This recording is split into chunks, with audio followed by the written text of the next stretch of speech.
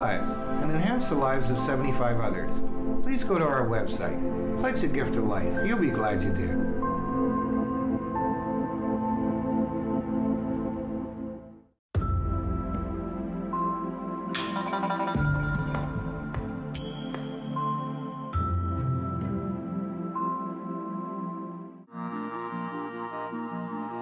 Closed captioning is brought to you in part by Raven Reads. Unbox Indigenous voices. Subscribe today at ravenreads.org.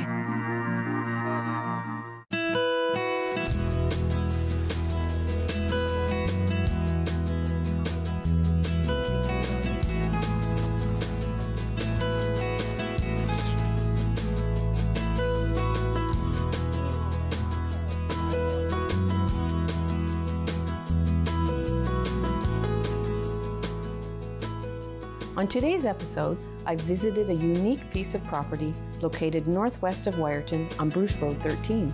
I was intrigued by their property and how they have used recycled materials in building their nature reserve that they named Rural Rootz. We were welcomed by Dee and Tom Asman, who have created and enhanced many interesting features on their property, where they live in harmony with nature for the past 40 years. I was mostly excited to learn about their gardens and their management practices and planning designs. I am in awe of your garden, Dee, because first of all, it is surrounded in chicken wire, and I am battling rabbits at my house, and they are fatter and eating more than what I am out of my garden right now. So this is amazing. Your strawberries are in pots for a reason. 4 years ago, I bought one pot of strawberries and I put them in the ground. The first year, the rabbits got them, the chipmunks got them, the squirrels got them. The birds got them. And the second year, we covered them with just plain ordinary netting. See, we have these wonderful hoop gardens that I like how you cover over. Yeah. And they chewed through it. Oh no. So the next year we did this and we planted them in here. So this is an old developing tank that they used back when people used to make photographs, large format photographs. Yes. And so we had this as our, we would mix up soil for our garden, for our plants when we sold plants. And now we don't do that. So we put this up to discourage the squirrels, and in the last couple of weeks we've had trouble with the raccoons. The raccoons actually were able to tip this thing over because we didn't have it tied down. They were able to flip it. Yes. And I think maybe they just climbed up on top of it and pulled it over, and they harvested at least a quart of strawberries out of here just the day before they're ready to eat. It was painful. Yeah, we were a little vicious. Yes, I would have been too. Yes. So the reason that they're in pots is because this tank was not draining properly, and so everything was getting soggy. So we took them out, and then we discovered there's a hole there, a drainage hole, but we had put it over top of the box that it sits on. So it was our mistake. And this is my attempt, my last attempt. If this doesn't work, we won't have strawberries. Yeah. But they're thriving. They're huge. Yeah. They look a lot better before the raccoon got into them. Yeah, they are very happy, but I like the idea of the chopped up straw that you've got in the bottom of it, because then that cuts back on all the weeds. Yes, it does. Yeah. And it keeps the strawberries clean. It allows the runners to sort of set down into the straw as well, which means for next year, it'll be much easier to pot them up. Yeah. So also in a container, we have our little sweetgrass garden over here as well. Right. Okay. So for the last year, we've been selling a wonderful book by Robin Wall Kimmerer entitled Braiding Sweetgrass. Okay. It basically changed our life. It's an incredible book about the knitting together of philosophies, both the settlers' view of how things grow and the native legends and lore that go with plants such as sweetgrass. Right, that's one of their main herbs. sweetgrass is definitely what they do with many opening ceremonies, I Yes. believe, Yes. is sweetgrass. Yep. Yeah. So what I do is on a weekly basis, I come along and I harvest. See, my scissors are there. So I harvest some of this sweetgrass and I turn it into little braids like this.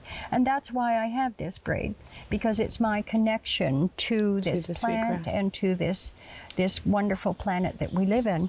So then I gift everyone who buys a book one of these braids. Very nice. Very nice. And it is sweetgrass. When I've participated in some smudging, and it does have a sweetness to it. Definitely. Let you smell it. Oh, yeah. Very sweet. And Very nice. And it keeps its fragrance, like, you know, for years. Which is amazing, because usually the smell goes away after time. So But all you you do could- is spritz it a little bit, a little bit of water, and the wonderful fragrance comes back. Nice. A lot of people have travel braids. That they never go anywhere without their travel braid. Really? They're grounding, you know, just... Yeah. Yeah, very- Come on back. Bring it back to reality. Yeah. So come and see the vegetable garden. Oh, you have been so busy here, the stuff that you have created. Well, these beds have been here since 2000. Originally, we had 18 raised beds, and we sold thousands of plants. And then we got to the point where it was just too darn much work. Well, we got old. We hadn't planned on that. Well, we all get old, but look at it. Your peas are in pods. Oh my gosh. Try that. That's amazing. Try that. Well, the reason we have an early crop is that That's delicious. I started these in a piece of eaves trough inside the This house. is incredibly clever. So she's got an eaves trough, the same length as the width of the bed, filled with soil. She plants the seeds out, the peas in the eaves trough, Right. and then comes out here and tickles a little trough, and just we just ease them in, and they have Slide no them. idea what happened to them. And perfect way of transplanting out Yeah. from seed. Oh, this is so good. And this is our vegetable garden that I'm most interested in. It's called a square foot garden, and you can see the binder twine that's dividing it into 1 foot sections. This is the squash. There are 4 plants, and they will climb up here. They will go along there. They will hang down, and in the fall, it's just amazing. So beautiful. Yeah, these are butternut squash. So gosh. you can see that we have plants at different stages of development. This is my first year of growing romaine this way by Wow. tying it up. Wow. Your romaine is 3 times larger than mine. Like I can't get over the size of your plants. My word. And you've got no bugs. Like I'm battling cucumber beetles right now that are just driving me insane. You have no bugs here. What happened was when we bought this property, there was no soil. This is not soil. This is a growing medium. And so we started off with manure from a barn that we sold up the road. And so we had manure and sand because I didn't want to bring chemically treated soil or weeds that were foreign to this area. Right. So all the soil that you see here, we have created over the years. Nothing has been brought in that is foreign or that could possibly have a weed, except Purslane. Purslane. Purslane, the cursed purslane. Now, some people say you can eat this stuff. I have tried it, and it's like eating razor blades. There's no fun in it at all. Oh, no. So purslane is just so invasive that I call this my rubber weed. yes, So it is very rubberish and Yes. grows along the ground yes. with little fingerlings that... And it'll multiply to 6 times its size overnight. And what you do with it is you put it on the sideboard. You do not put it in the compost. You do not toss it on the ground. You allow it to dry out and die in the sun, because if you put it anywhere near soil or compost, it's going to grow. It grows roots and sticks its feet in the Yes. ground again. Yeah. And So that's another one that I don't like. Yeah, it's the nice thing about this is you don't have to bend over too far. You can actually sit on the rails, and the rails strengthen the box. So you're sitting here and you're not reaching more than 2 feet one way or the other. And This is just ingenious. Now this is one of the hoops reasons that my you've- plants are as big as they are. This black tubing Yes. is called Wave Guide. And it came from the cellular tower. It was surplus material when they were putting the dishes up on the tower. Right. Tom, lift it up over those, They, please. it was going to go to the dump, and we said, no, it's copper. You can't take that to the dump. Yeah. So we recycled it, and So you create it's very strong. Mm-hmm. Normally, people would do this with water pipe, an 1.25 inch or Right. 1.5 inch water pipe. Yeah. That's when they decommission a well or when they put a new pump into a well, they basically just throw the pipe out. So you know, if you know somebody who's a plumber, you can get 1.5 inch, 1.25 inch pipe that has only been in the well, and you can use that. But we have this stuff, and it's actually it's firm, and it doesn't, like, the heat doesn't affect it. Yeah, like it's rigid. very rigid, and it And it is hasn't went flexible. wobbly or Yeah. flexed at all. So the last time they replaced the dishes, we ended up with quite a bit of it. Yeah. Nice. The people at the tower were nice enough to let us have. Well, and you've the leftovers. you're recycling stuff, which Yeah. is So this is we need to be more mindful of doing. yeah, Yes. and it doesn't take a lot of thought, really. It's just this is- time. Yeah, Right, This is and it's that's a little minute. It takes a few minutes, but the planning that you have done here is amazing. Yeah, this is really cool because you know about row cover, floating row cover. do you? No, it's almost like filter cloth, but it's If you go to Highberries in Southampton and you see the white tunnels on the fields, on their hoops that they Miles have. of it. yes. Yes. And what this does is it creates a mini climate, Yep. a microclimate. So that's allowed me in the springtime to get these plants in the ground before anyone else would even think of doing it. Which is fabulous. Because I can protect them. And then the netting, this will go away, and then the netting protects them from the birds. Yeah. So it's a just a brilliant way of protecting the plants, and even in the heat of summer, the shade cloth will sort of temper things and make Yes. it a little cooler for them. Well, and it's not heating up. So Yeah. I have plastic at my house. No. So I've created A-frames that have a distance to them that I have plastic on. But yes, I'm running out like a fool at 1 o'clock in the afternoon because everything is now baking. in my A-frame, where this Use is a that. much better Use idea. that. And the nice thing about this is if you have just a single plant, you can put it right on the plant. It's thin enough and light enough that the plant will not fall apart or get crumple smushed. or get smushed. Right, right. So you can just use it as a little mini greenhouse that way. Well, and it also protects it from being sunburnt. So if you're Yes. trying to harden off your plant as well, Yes. bringing it out, fabulous, Yeah. fabulous material. This is amazing, and I love how you have utilized the open area underneath the hydro wires. So you yes. haven't cut any trees. You've allowed the sun in because of the hydro wires that are here. So Exactly. this is a fabulous garden. I would love to replicate this at my house. Let's go have a look at the next thing. So we'll have a quick break and we will reposition to another really unique spot on this property. Really unique? Very unique. Totally unique. Completely unique.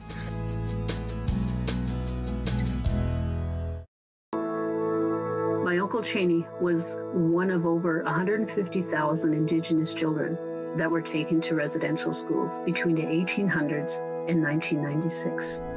My uncle ran away from school, wanting to get home to his mom and dad, and sadly he didn't make it and died of exposure.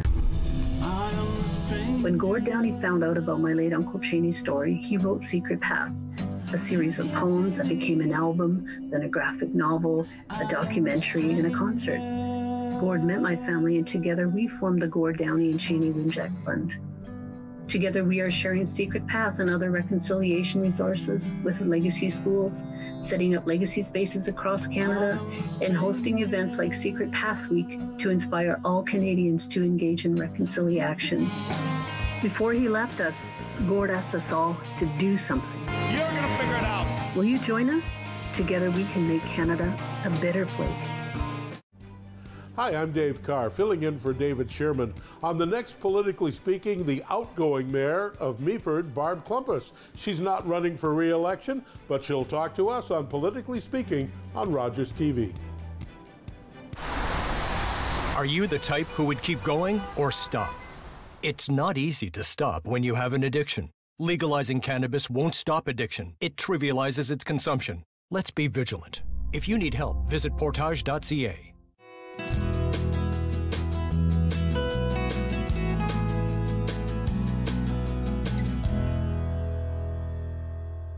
So our garden is unusual because there is no soil, and we have a lot of big trees, and those trees are basically just pumps. They have roots that will come into your sweet soil almost instantly, and so when you put down good soil, you lose it to the trees very quickly. So in order to protect that soil and give the plants a good long bash of nutrition, we've put old tires in here.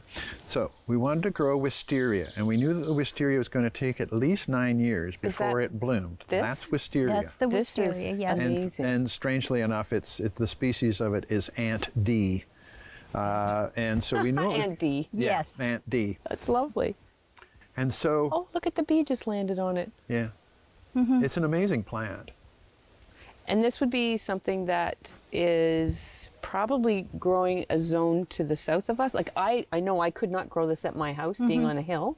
Yeah. But you've got your own microclimate Yes, it's happening definitely here. a microclimate. Yes. So what I did was they took 4 passenger tires, sort of regular sized passenger tires, and took both walls, both side walls, out of 3 of them, and the side wall out of just 1. And then I sewed them together to make a cylinder, and dug a hole, and then when I put it, I finally get it down in the hole, so that's at least 30 inches, okay? Yes. And then I wrapped the whole thing with industrial carpet. Oh. So it's going to take, the tree roots will eventually get in there, I know that. Yeah. But I've got at least 9 years, and I've filled it with really good soil, and this plant comes along, and you know, we had 3 blossoms last year, and now we have more than 20. It's just quite wonderful. We had beautiful. We actually got some seeds harvested from it last year, and Dee's been able to foster the seeds, so we have some seedlings. If you want to try a seedling. That'd be so cool. So you're propagating here as well, and somewhere. Okay. You must have a propagation bed. Yes. And typically, when we come, Dee will take people through the garden, and she does what she calls A tasting, a sniff and taste. So this is bronze fennel. Do you like black licorice? Oh, I love black licorice. Okay, nibble on the end of that. Oh, yes. Isn't it? It's black licorice. It is, yeah. And it's the most wonderful thing to have in just a little bit in a salad. If you're baking a fish, you just lay some on top of the fish. And this is fennel. Bronze fennel. So we don't eat the tuber from it. And this one is growing, this one is very clever. This one is really cool. Tom told you of all the trouble he went to plant the wisteria. Yes. Well, come around here and have a look at what this clever plant did all by itself. Can we see it? There is a water line. Oh, there is a water line through there. Can you see that, Darren? Yeah. Yep. There is a water line, and this plant seeded itself down beside the water line because there's just enough sweating from that water line. So there's cold water coming through there. To water it. And you get a little bit of condensation on the outside of the water line, and it's enough to feed this plant. It's happy. We did a lot of So is planning this a here. perennial or an annual? It's a perennial. It's a perennial. Yes. Really? Yeah. Wow. And then right beside it is all this feverfew, which is really great for migraine headaches. This flowering white flower. Yes, some people call that fleabane. Oh. So you just take a few leaves off that and put it into your tea. It's a marguerite daisy, but it's also, you know, it's really helpful. For migraines. Amazing. pretty good. And over on this side. Did we get another bumblebee coming in to visit Yes. us? We have Such a happy place. And this big leaf, is that... that's Rogersia, or Rogers flower. A Rogers flower. How Rogers flower, coincidental but there's a that is. D in Rogers. Yes, Sorry about okay. Yeah, the big leaf almost looks like the creeping vine that you see throughout the forest. I think it looks a bit like a chestnut. It does too, yes. Chestnut leaf, but it's got this glorious thing, and it gets a little bit of shade, but it's happy in the sun. Yeah. And now you can start seeing the tires themselves. But not really. You know, like at a glance, I did not see the tires. I've seen the limestone, fieldstone, right? Exactly. The rock and the moss that has nicely. But the size, I can't get over the size of everything. Like it's so happy here. So happy. Well, I talk to it an awful lot and encourage it. So and the dragons oversee, of course, what's going on here as well. Yes. And then we have a water feature behind you that sort of keeps some animals away. And encourages others. So this I is our wanted little frog pond. a shishi-odishi, which is the Japanese bamboo thing that goes drip, drip, drip, splunk. Yes. And so we couldn't find one, and this is, again, a different type of wave guide, but still from the cellular tower. And Tom bent it in such a way that it does this wonderful, relaxing, peaceful dribbling of water. Musical. Yeah. Now this garden is what we call the heart of the gardens, because most of these rocks were here. I moved a few of them, and we sort of put an edge to it, and it's just my baby. I just love the idea of the different layers and how it presents itself.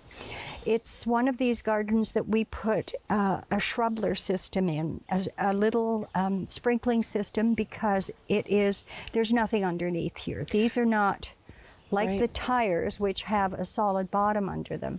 This is just nature able to get in underneath. Right, because this property is pretty much flat rock, not as you had mentioned. There's not much topsoil here, so you've had to bring all of this in. Yes. To prepare. We've had to bring the soil in, and it was just basically a tumble of rocks as it naturally occurred. So this is a beach. Remember the rock? Right. Yeah, definitely. Around. It is a beach. Yeah, a beach and bottom. rounded and ground up by the currents.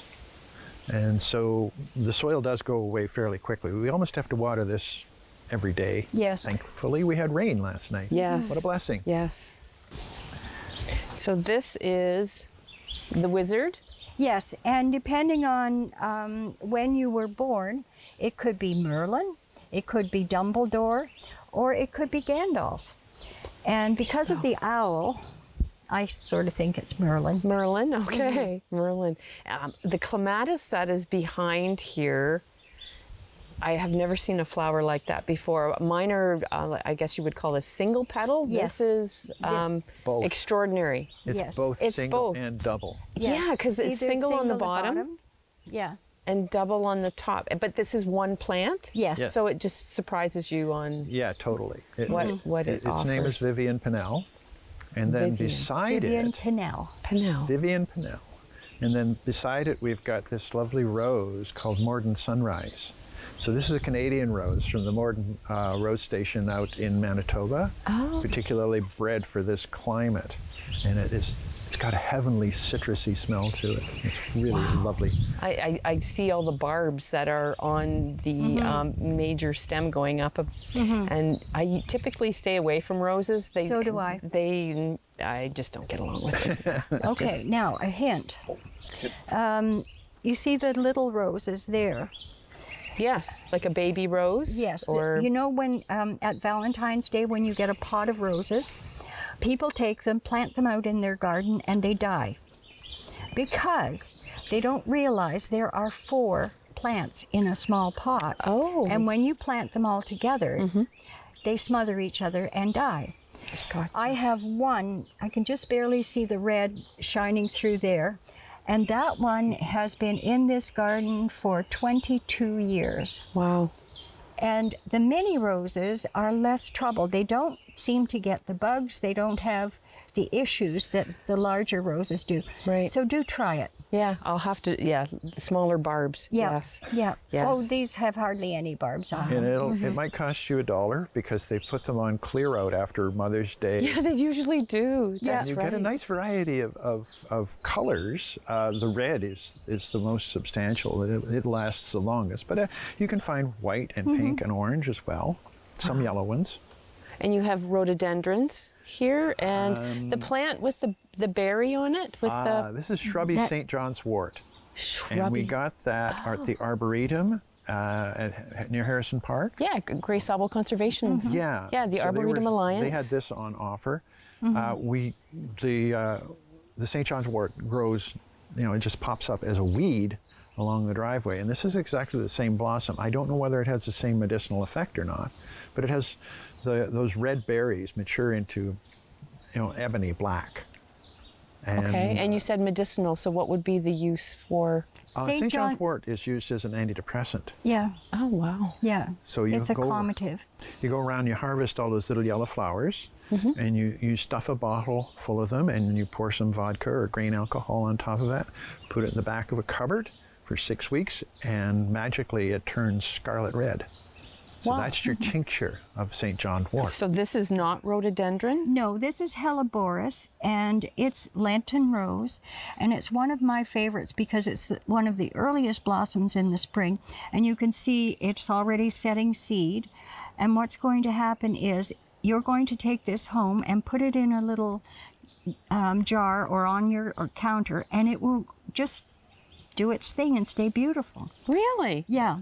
So It comes out just after the snow. Okay. So if you want to plant, you know where to find one. Now, can I propagate this from seed? You very well could, yes. No, I Or you have to can come and stratify it to you make. can come and I think harvest it went some through. of these seedlings underneath. That might be quicker. It's very easy to propagate. Wow. Well, thank you. You're welcome. So now we'll go and see a garden that I bet you have never seen before. It's called a sound garden. Oh, looking forward to it. Let's go.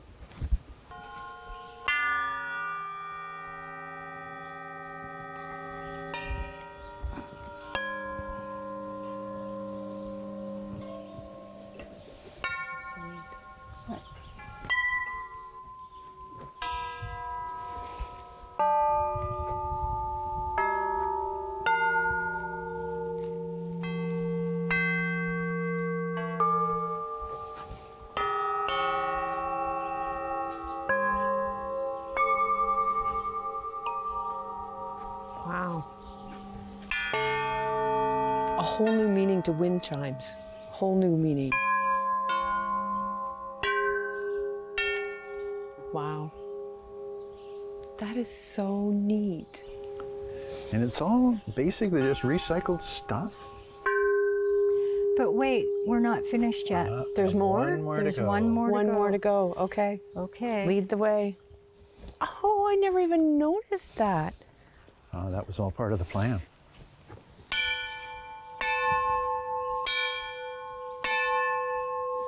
Wow. There you go. Amazing. And that's our sound garden. You have an absolute fabulous piece of paradise here.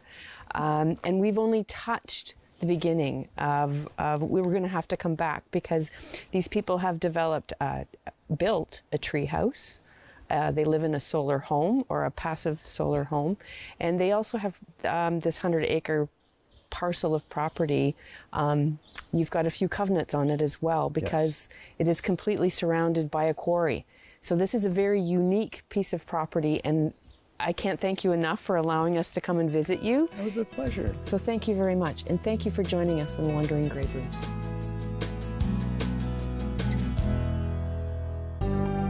Call the Rogers TV viewer response line, email us, or connect with us on social media.